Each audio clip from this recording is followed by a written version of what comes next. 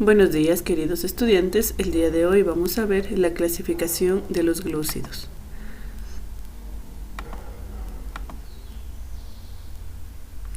Recuerde que también a los glúcidos se los puede conocer como carbohidratos o los hidratos de carbono. El objetivo, conocer las características de los glúcidos y su clasificación. Recuerda que ayer habíamos empezado a ver algo sobre los glúcidos. Los glúcidos o los carbohidratos o los hidratos de carbono son los que se van a encontrar en las harinas, en el almidón, por ejemplo, en el almidón del maíz, de la yuca, de la papa. Todos esos elementos contienen los glúcidos. Además, los glúcidos son la materia que nos van a proporcionar energía de manera inmediata. Uno de ellos, la más importante o la materia prima va a ser la glucosa. Es la materia prima para la producción de energía de la célula. Es muy necesario que haya dentro de nuestro organismo para que ésta nos pueda proporcionar energía y de esta manera cumplir con nuestras actividades. Está conformado por átomos de carbono, hidrógeno y oxígeno. Son solubles en agua y además proporcionan una reserva energética inmediata. Se degradan con mayor facilidad y por ende se lo puede obtener de una manera inmediata. Vamos a tener tres tipos de glúcidos de acuerdo al número de carbonos que presenta: los monosacáridos, los disacáridos y los polisacáridos. Vamos a ver los monosacáridos. Monosacáridos es el azúcar más simple o el más pequeño de los carbohidratos. Son dulces, solubles en agua y su función principal es la de la reserva energética. Entonces los monosacáridos son los más simples, los más pequeños y además actúan como una reserva energética de una manera inmediata. Entre ellos vamos a tener triosa, pentosa, hexosa, de acuerdo al número de carbonos. Por ejemplo, acá triosas, también conocido como glicerol, C3H6O3. Recuerda que la fórmula de los glúcidos era carbono 1, hidrógeno 2, oxígeno 1. Ya, entonces aquí se aplica carbono 3, hidrógeno el doble y el oxígeno 3. Ahora vamos a la pentosa, o también conocido desoxirribosa o la ribosa, C5H10O5. Hexosa o la glucosa, su fórmula es C6H12O6. Entonces estos son los ejemplos de los monosacáridos que tienen esa facilidad de degradarse para proporcionar energía para la célula. La triosa o el glicerol forma parte de la estructura de los lípidos. Los lípidos también se les conoce como las grasas. La pentosa o desoxirribosa son componentes de los ácidos nucleicos. Recuerde que vamos a tener dos ácidos nucleicos, el ADN y el ARN, ácido desoxirribonucleico y el ácido ribonucleico, en el cual las pentosas o desoxirribosa forman parte de estos ácidos nucleicos, tanto del ADN como del ARN. Y la hexosa, o conocido como la glucosa, es el componente más importante de energía de los seres vivos. Se degrada con facilidad para proporcionarnos energía. Acá tenemos otro de los monosacáridos que también se los utiliza: la glucosa, que ya lo habíamos visto, la fructuosa o el azúcar de las frutas, la ribosa, el azúcar, la pentosa o componente del ADN, y la desoxirribosa, también componente del ADN o del ARN. ¿Ya? Entonces aquí tenemos también las dos. Estas son las más utilizadas: glucosa, fructuosa, ribosa, desoxirribosa. Acá tenemos los disacáridos. Disacáridos quiere decir que va a ser la unión de dos monosacáridos por medio de enlaces peptídicos. Estos enlaces deben ser bastante fuertes. Entonces, disacáridos, como es la unión de dos monosacáridos, tenemos la primera, la sacarosa, que se va a formar por la unión de la glucosa más la fructuosa, que nos va a dar como resultado la sacarosa. Además, la sacarosa se va a formar por la unión de estas dos moléculas y se lo conoce como el azúcar común, que se obtiene de la remolacha o de la caña de azúcar. y tiene un fuerte valor en la industria como endulcorante. Las semillas y los frutos son ricos en sacarosa. ¿Listo? Entonces aquí es el azúcar que se le conoce o que se le obtiene de manera natural de la remolacha o de la caña de azúcar.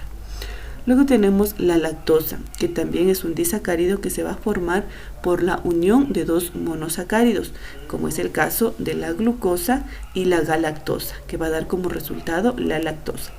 La lactosa es el azúcar que se obtiene en la leche. Se da por el producto, por la unión de la galactosa más la glucosa, y además esta leche se va a encontrar en esta lactosa se va a encontrar en la leche de los mamíferos, ¿no? Que es sumamente necesaria para que se vaya desarrollando.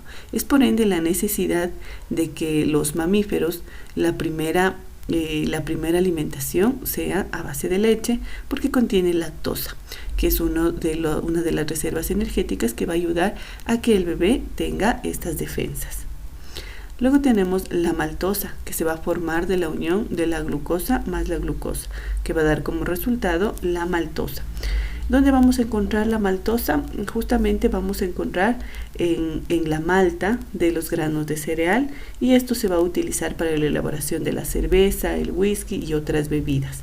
Eso es lo que contiene, ahí vamos a encontrar la maltosa de manera natural.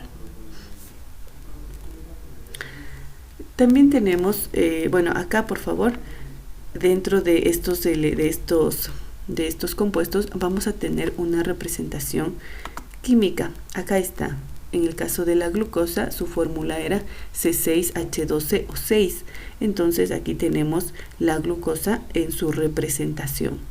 La maltosa, como es la unión de dos glucosas, vamos a tener glucosa más glucosa, nos va a dar como resultado la maltosa, ¿no? Esta es la representación que se le hace químicamente. Acá teníamos otro de los compuestos, cómo se los puede representar, en el caso de la triosa, en el caso de la pentosa y en el caso de la hexosa o la glucosa. Aquí está de manera representado de manera lineal, y en la parte de abajo está representado de manera cíclica. Ahora vamos a ver los polisacáridos, que también son glúcidos, que los podemos encontrar en ciertas estructuras. Acá tenemos los polisacáridos. En este caso, los polisacáridos son los azúcares más abundantes en la naturaleza. Se forman por la unión de más de 10 monosacáridos, generalmente de glucosa.